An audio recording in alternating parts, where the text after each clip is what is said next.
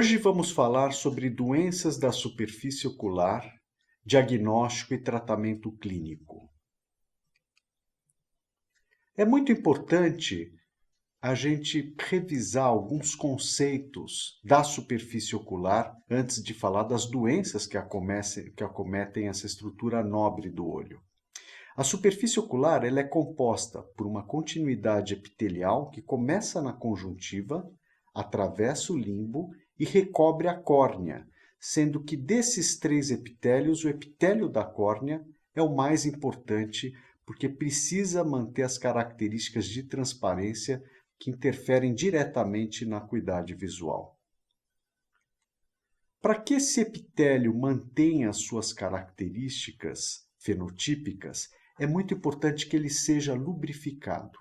E para lhe manter uma lubrificação constante, ele depende de arco reflexo neurosensorial, que começa com fibras derivadas do trigêmeo na córnea, que vão levar uma informação aferente para núcleos superiores, que vão estimular via parasimpático a glândula lacrimal a produzir lágrima, e ao mesmo tempo uma via motora que vai estimular o músculo orbicular a piscar. Isso funciona continuamente, a fim de que mantenha-se a lubrificação constante da superfície do olho. É como se fosse uma floresta ou um jardim, ou seja, você precisa, para que essas plantas sobrevivam, uma lubrificação constante. Ao mesmo tempo, você também precisa que você tenha cada planta produzindo uma semente que vai constantemente estar regenerando aquelas plantas desse jardim ou dessa floresta. Tudo isso, juntamente com as vias aferentes e eferentes neurosensoriais, vão compor o que a gente conhece como unidade funcional da superfície ocular ou unidade funcional lacrimal. Existem doenças que vão comprometer esse equilíbrio dessa unidade funcional da superfície ocular. Doenças simples, às vezes como um pterígio, que também pode ser um pouco mais complexo, como esse pterígio de duas cabeças, ou então doenças mais complexas, como as doenças cicatriciais que afetam a superfície ocular. Dentre elas, existe a queimadura e doenças imunomediadas que muitas vezes podem comprometer, inclusive, a acuidade visual. Em 2000, nós caracterizamos 6 tipos de disfunções ou de alterações que podem afetar a superfície ocular. Dentre elas, nós temos alterações das pálpebras, o olho seco, quebra daquela via neuroanatômica, inflamação, alterações do solo ou da membrana basal e a deficiência das células tronco do limbo. Talvez a mais emblemática e a mais importante do ponto de vista conceitual e de classificação dessas alterações seja a deficiência das células tronco do limbo. E é por isso que o limbo é extremamente importante para a manutenção da regeneração constante da superfície transparente da córnea.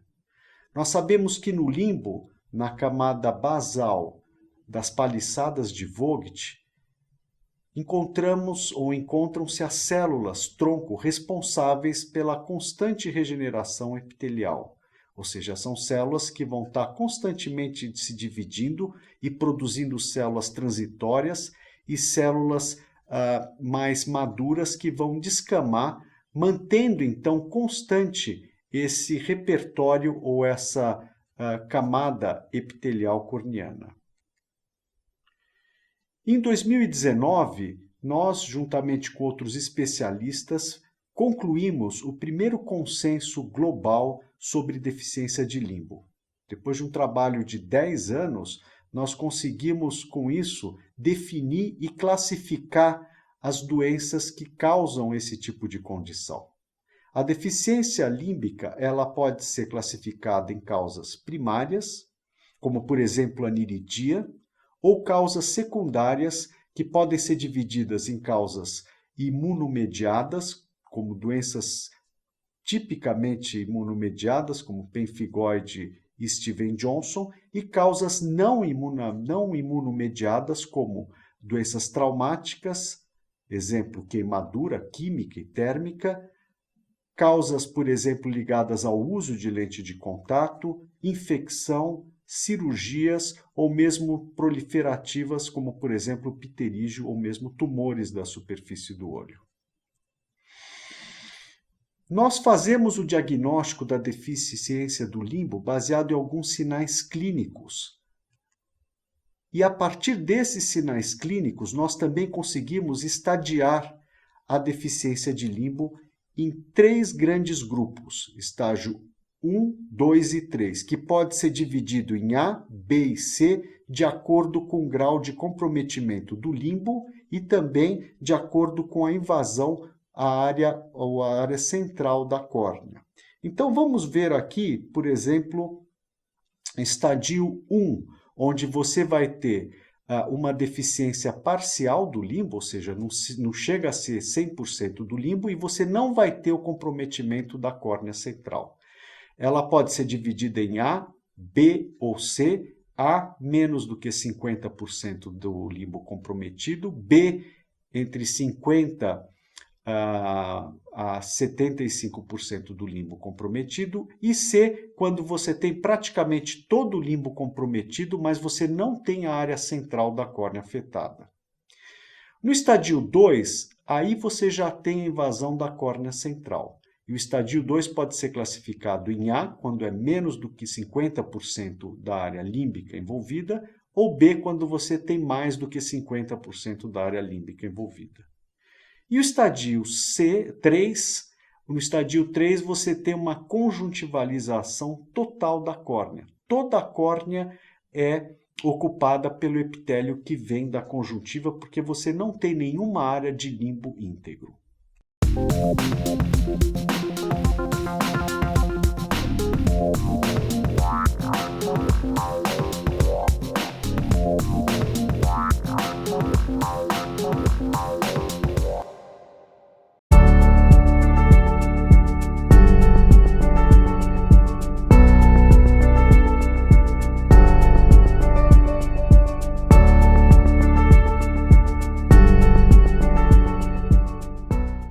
Aqui vocês veem alguns exemplos clínicos do estadio 1, onde você não tem envolvimento da córnea central. Estadio 2, você já chega a ter comprometimento da córnea central, ou seja, são casos que você já começa a ter repercussão na visão. Estadio 3, uma conjuntivalização total, 360 graus de deficiência de limbo.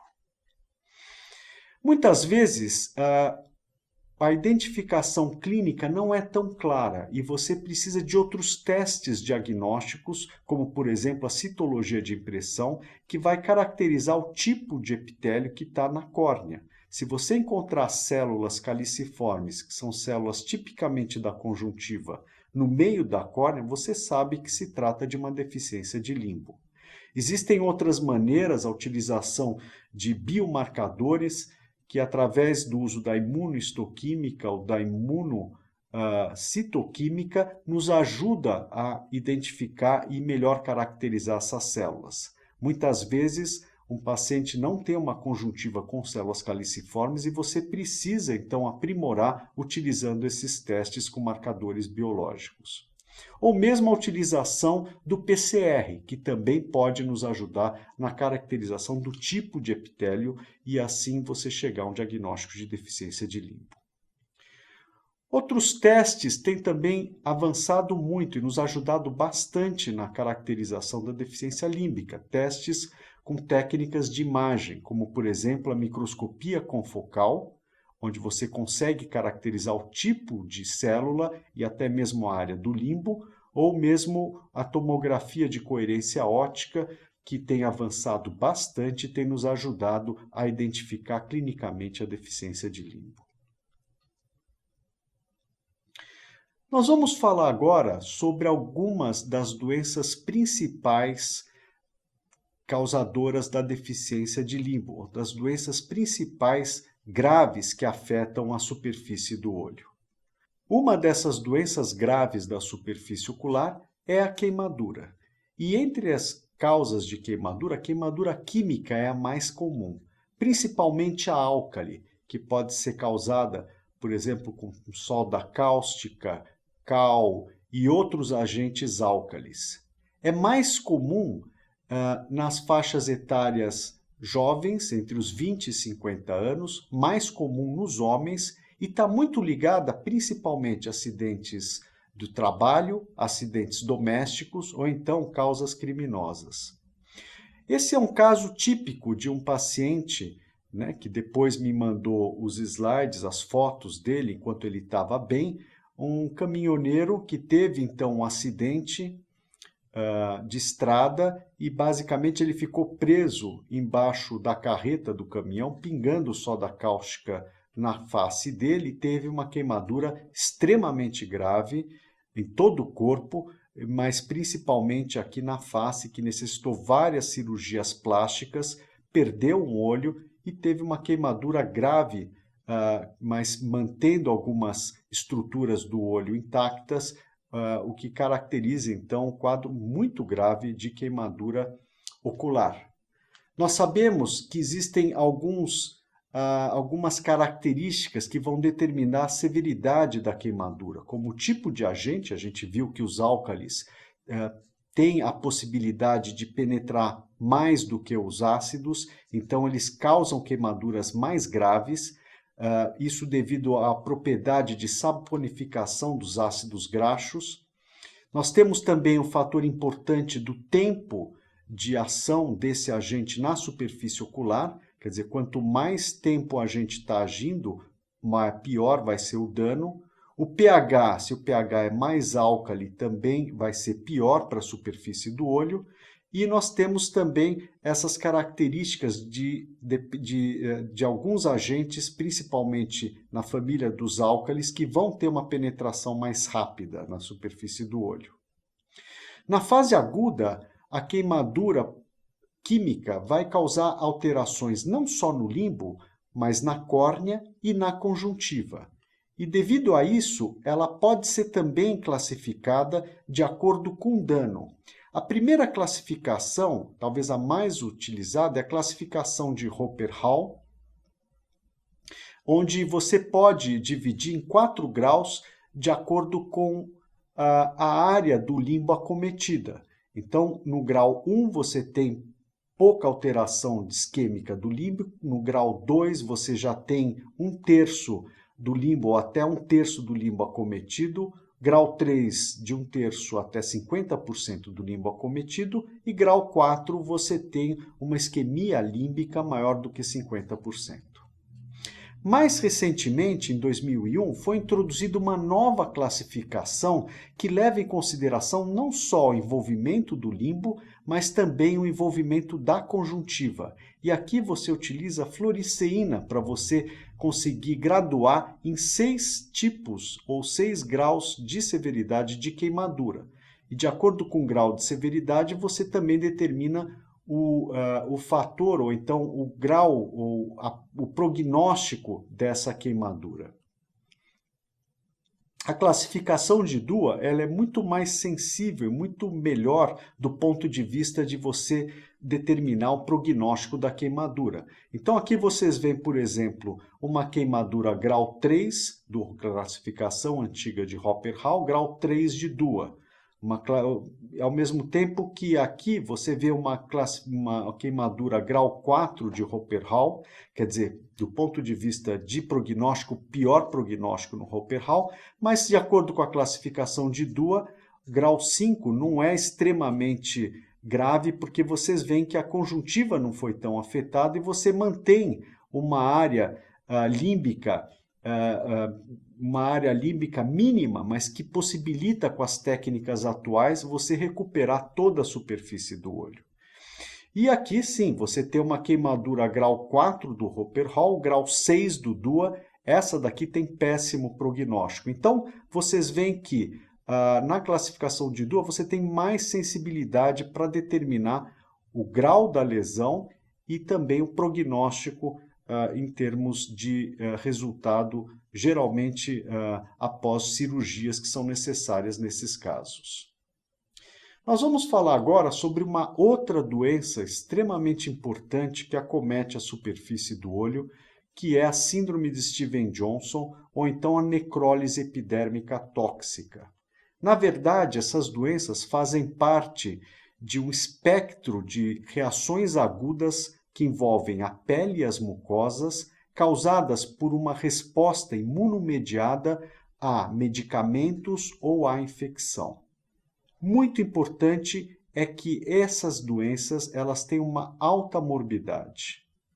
A classificação vai depender do grau de comprometimento da pele e do tipo de lesão, e pode variar desde o eritema multiforme até as formas mais graves, quando você tem mais de 30% da área corpórea afetada, no caso, por exemplo, da necrólise epidérmica tóxica. A incidência ela não é alta, estima-se que mais ou menos as doenças mais graves, como Stevens-Johnson e a necrólise epidérmica tóxica, tenham uma incidência de 1 por milhão de habitantes por ano, mas nós temos que considerar algumas características principalmente interessantes de epidemiologia, como, por exemplo, o fato de você ter mais esse tipo de reação em pacientes, por exemplo, portadores de HIV. Alguns anos atrás, nós realizamos uma avaliação epidemiológica dos nossos pacientes na Unifesp, onde nós detectamos que uma maior frequência, uma maior incidência dessa doença em pacientes do sexo feminino e uma média de idade extremamente baixa, em torno de mais ou menos de 27 anos de idade, ou seja, pacientes jovens. Quando você vai observar os fatores envolvidos na patogênese dessas doenças, você tem basicamente 3 fatores envolvidos: fatores genéticos, fatores infecciosos e fatores medicamentosos. Em relação a fatores genéticos, existem alguns estudos liderados principalmente pelo grupo de Kyoto, no Japão, que procuraram identificar um perfil do sistema imunológico que predispõe esse tipo de reação.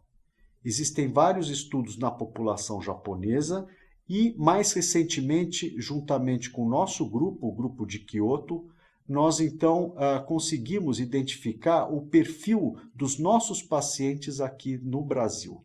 Isso comparado com os pacientes japoneses, pacientes indianos, pacientes de outras etnias, outros países, nós conseguimos detectar que os nossos pacientes com Stevens-Johnson têm um perfil HLA tipo A 0206 e HLA-B 4403 numa grande porcentagem de pacientes.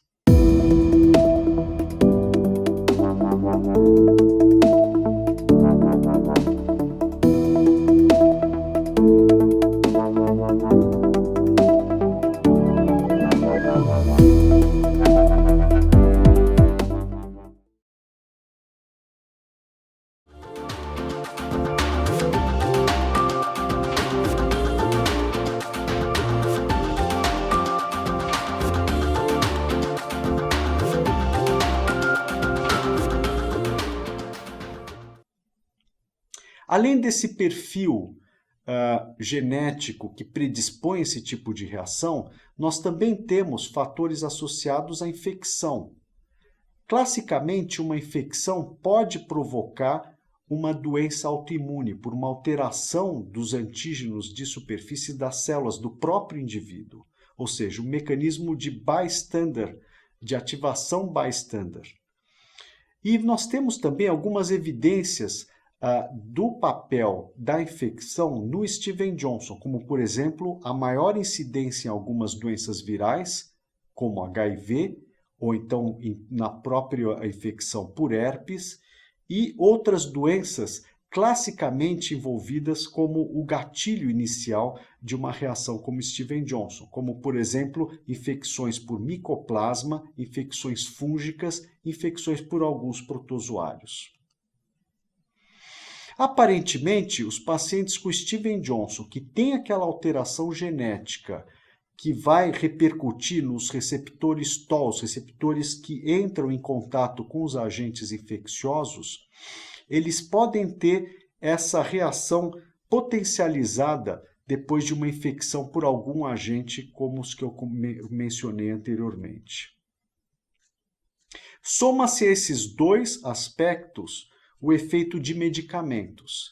Medicamentos como, por exemplo, antibióticos, medicamentos como, por exemplo, anti-inflamatórios, medicamentos que podem, então, predispor ao início dessa reação às mucosas e à pele. Aqui no Brasil, na nossa população de pacientes com Stevens Johnson e necrólise epidérmica tóxica, nós identificamos alguns medicamentos muito importantes, como, por exemplo, a dipirona, a novalgina. 36% dos casos de Stevens Johnson estavam ligados à utilização de novalgina. Quer dizer, o paciente tomou novalgina e teve, então, o desencadeamento dessa síndrome. Anticonvulsivantes, anti-inflamatórios não hormonais, antibióticos e contraceptivos. Mas, sem dúvida nenhuma, chama muito a atenção a dipirona. E, de acordo com os novos entendimentos da fisiopatologia, aparentemente esses medicamentos, incluindo os anti-inflamatórios não hormonais ou medicamentos para gripe, como a novalgina, eles estão muito mais ligados, principalmente naqueles pacientes que têm um perfil de HLA que predispõe esse tipo de reação, ao quadro do desencadeamento dessa síndrome. Ou seja, se você tem um paciente que não tem um perfil de HLA que predispõe a esse tipo de reação, se ele tem uma infecção e toma algum remédio para febre, por exemplo, ele vai ter uma resposta normal e vai curar da infecção.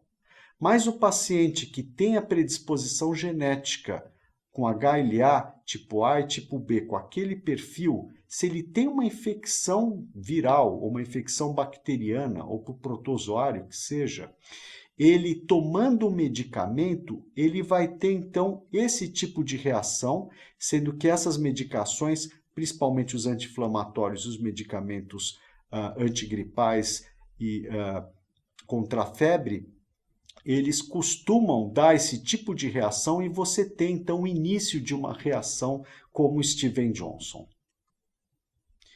O Stevens Johnson e a necrólise epidérmica tóxica, assim que inicia a doença, ela tem uma fase aguda que tem um período prodrômico que dura mais ou menos 2 semanas, onde o paciente vai ter febre. Febre é um sintoma muito importante e frequente, dor de cabeça, dor de garganta, e depois ele passa a ter a doença aparecendo na pele e nas mucosas, mucosa oral, mucosa genital, mucosa ocular.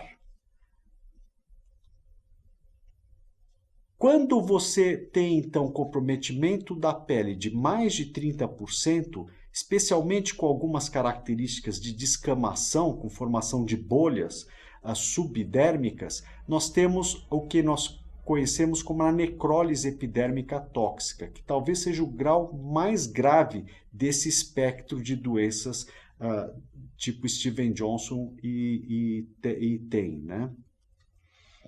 Às vezes a doença é tão grave que pode provocar, inclusive, necrose de alguns tecidos, como, por exemplo, esse paciente que teve uma necrose total da pálpebra, e você já imagina a dificuldade que a gente teve em tratar esse tipo de paciente.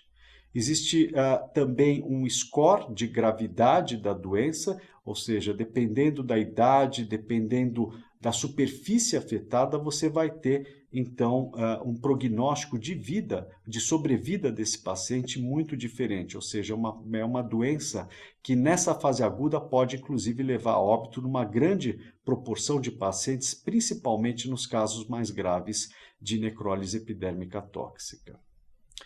Quando você tem, então, um paciente que consegue sobreviver, resolver essa fase aguda, aí, muitas vezes, ele entra na fase crônica da doença, com várias sequelas cicatriciais que comprometem as pálpebras, que comprometem a conjuntiva, que destroem o limbo e vão provocar uma causa muito importante de deficiência de limbo total, bilateral, e podem provocar também alterações importantes na córnea, até mesmo perfuração.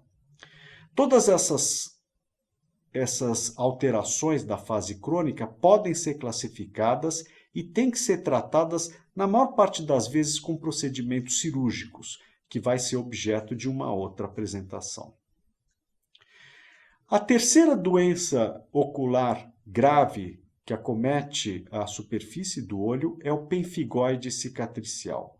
O pemfigoide cicatricial afeta principalmente as mucosas, é um espectro, é um tipo do grupo das doenças bolhosas do pênfigo, mas tem algumas particularidades, principalmente pelo fato de não afetar tanto pele, mas afetar muito mais as mucosas. A incidência também é parecida com Steven Johnson, mais ou menos 1 por milhão por ano.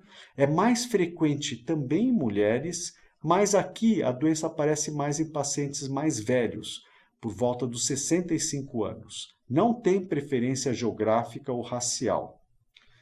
Interessante que 70% dos pacientes com pemfigoide apresentam uma doença ocular que pode levar à cegueira em 27%. A fisiopatologia está ligada à formação de autoanticorpos que vão atacar a membrana basal da conjuntiva.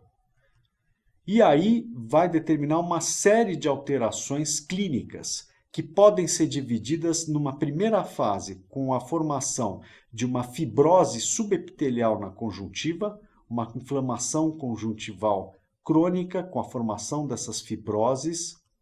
Depois vai evoluindo para um encurtamento do fundo de saco, que vai evoluindo para a formação de simbléfaros, destruição do limbo, alteração da margem da pálpebra, inversão da pálpebra, entrópio, triquíase, e na fase final, que lembra muito os casos crônicos de Steven Johnson, vai levar ao anquilobléfaro, queratinização total da superfície ocular e perda da visão. O teste que tem que ser utilizado para o diagnóstico diferencial dessa doença é a imunofluorescência da conjuntiva, quando você então detecta o depósito de imunocomplexos na membrana basal da conjuntiva. Existe uma positividade em torno de 60% a 80% e a sensibilidade pode melhorar um pouco com a associação da imunoperoxidase. Em relação ao tratamento clínico das doenças da superfície ocular. Primeiramente, a gente pensa na utilização de lubrificantes para repor a lágrima. Muitas dessas doenças têm realmente olho seco combinado. Então, os lubrificantes, seja na forma de gotas, géis ou então pomadas, é muito importante. Existem várias moléculas, das quais algumas conseguem substituir melhor uma das camadas, um dos componentes da lágrima, ou outros componentes, como por exemplo algumas moléculas com componentes lipídicos, para os casos que você tem mais comprometidos as glândulas de meibômios. Além dos lubrificantes, nós temos componentes que também substituem ou melhoram a matriz extracelular, como por exemplo derivados da fibronectina, que pode ajudar casos onde você tem problema de epitelização.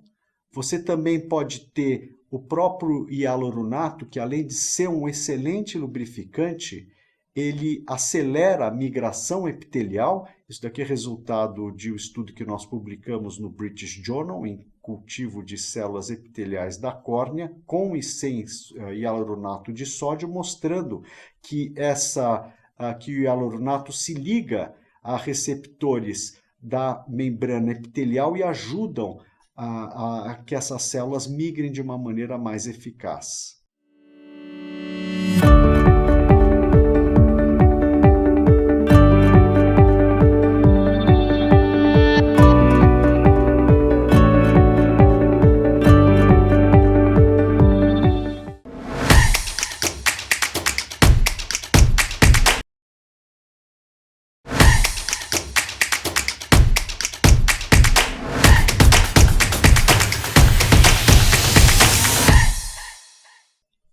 Além desses componentes, nós temos fatores de crescimento. A córnea, ela é avascular, ela depende muito de fatores de crescimento produzidos por células epiteliais ou células dos próprios ceratócitos. E esses fatores de crescimento, como o EGF, na forma tópica, também melhoram e promovem a cicatrização epitelial e podem ser utilizados nessas doenças da superfície ocular. Mais recentemente foi descrita a ação do Neural Growth Factor, do fator de crescimento neuronal, que é muito importante para a manutenção da regeneração epitelial e pode ser utilizado para esse fim. Nós temos também outros fatores, outras neurotrofinas, como, por exemplo, o Insulin Growth Factor, o fator de crescimento insulínico, que também ajudam a cicatrização epitelial, como vocês podem ver aqui nesse paciente que começou a utilizar esse medicamento e teve a cicatrização de um defeito epitelial crônico. Outras formas de tratamento clínico envolvem o uso de hemoderivados. Hemoderivados como o soro autólogo, que possui vários fatores de crescimento, vitamina A e, além de ser um bom lubrificante, ele também pode ser utilizado na diluição de 20 a 30% para cicatrização epitelial e para epiteliopatias típicas de doenças que afetam a superfície ocular. Existe toda uma formulação para a preparação do soro autólogo. A diluição pode variar de acordo com o grau de severidade da lesão, mas normalmente a gente utiliza ou inicia o tratamento nessa diluição entre 20% e 30%.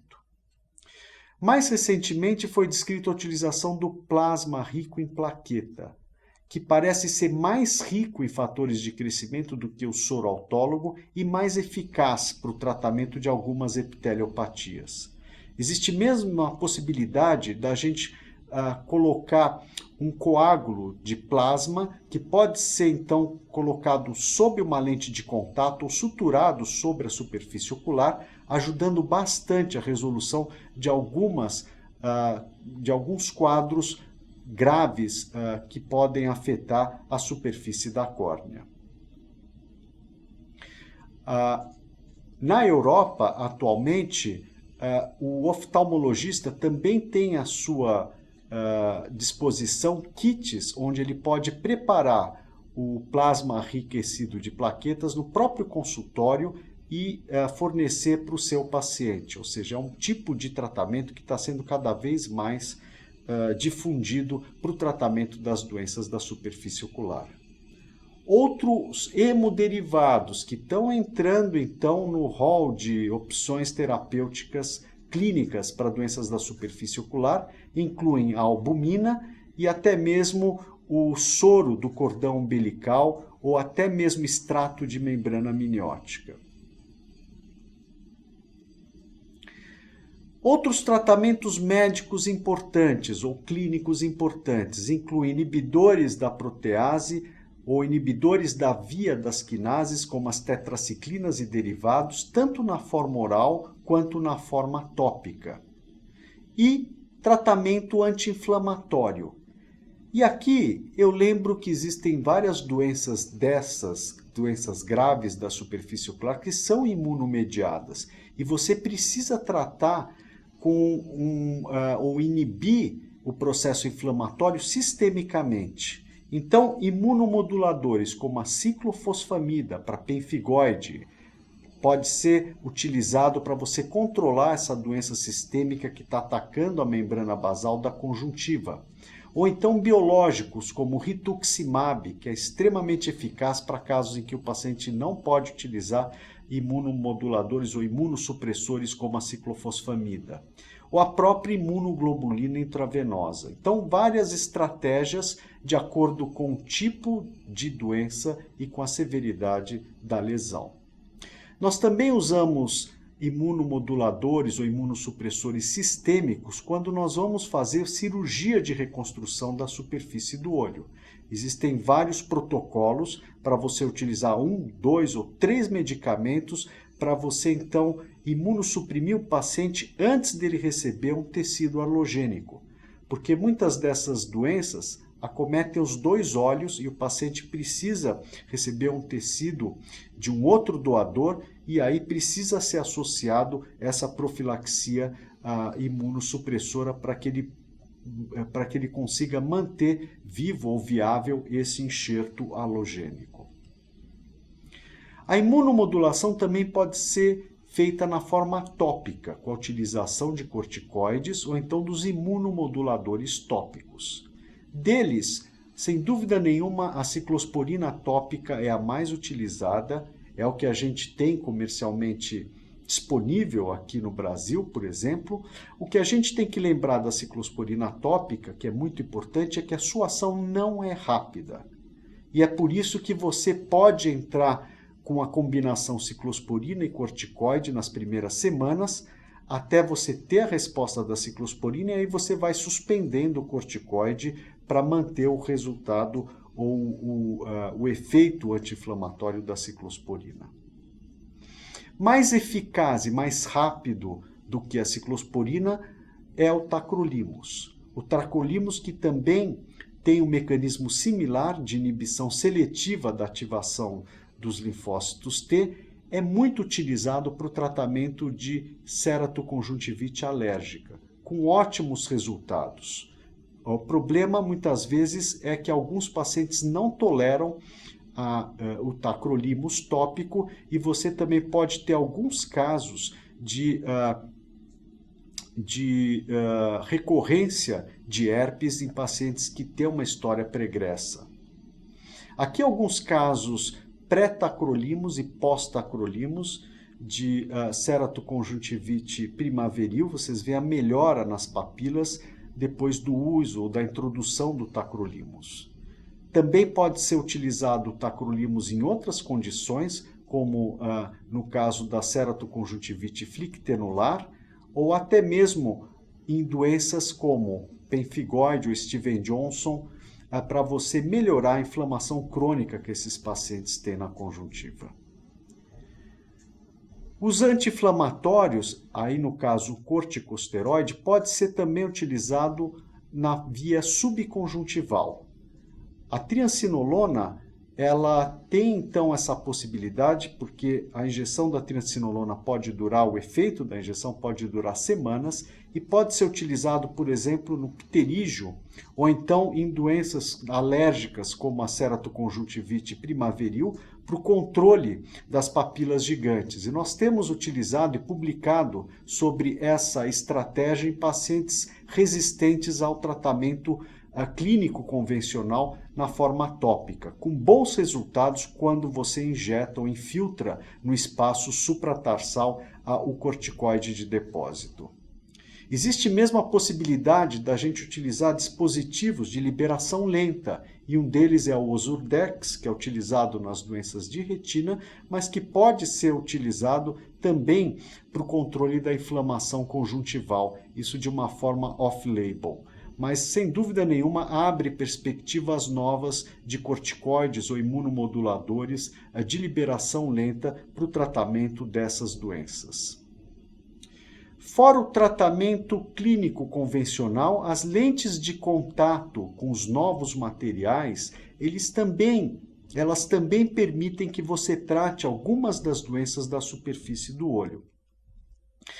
Nós temos, sem dúvida nenhuma, a utilização do material de silicone e hidrogel tem melhorado bastante as nossas opções alternativas para a utilização da lente de contato, que além de proteger do trauma, também com a utilização dessas lentes com os novos materiais, permite com que não haja uma alteração muito importante do filme lacrimal e você consiga melhorar situações como, por exemplo, exposição e trauma palpebral. Sem dúvida nenhuma, entre as lentes de contato, a que tem sido mais explorada para a utilização terapêutica nas doenças da superfície ocular são as lentes esclerais, como, por exemplo, a lente tipo Boston, né, que pode ser utilizado em doenças da superfície da córnea, por exemplo, úlceras neurotróficas e outras condições, e também outros tipos de lente escleral, como, por exemplo, a lente esclera, outras formas de material, principalmente o Boston, que pode ser utilizado em doenças com olho seco grave, como, por exemplo, Steven Johnson, conforme nosso grupo demonstrou aqui nessa publicação recente no American Journal. Lente de contato, também existe a lente de membrana amniótica, que pode ser utilizado em situações agudas, como uma queimadura aguda ou síndrome de Steven Johnson, o que vai favorecer a sua troca e na tentativa de diminuir o processo inflamatório da superfície ocular. Ou seja, lente de contato também é um ótimo instrumento da gente tratar algumas condições, seja na fase aguda ou na fase crônica. Para finalizar e concluir essa apresentação, nós vimos que as doenças da superfície ocular são várias e elas podem ser classificadas, principalmente as doenças graves que afetam essa estrutura nobre do olho, de acordo com o grau de comprometimento do limbo. Queimadura ocular, síndrome de Steven Johnson e necrólise epidérmica tóxica e pemphigoide são exemplos típicos de doenças graves da superfície do olho. O tratamento clínico inclui o uso de medicamentos tópicos, como lubrificantes, repositores da matriz extracelular, ou que mimetizam a matriz extracelular, fatores de crescimento, hemoderivados, inibidores de protease e anti-inflamatórios ou imunomoduladores. Todos esses tratamentos tópicos, combinados com lente de contato ou lente de membrana amniótica e outros procedimentos cirúrgicos, complementam o que nós temos de arsenal para tratar as doenças da superfície ocular. Obrigado pela atenção. Até mais.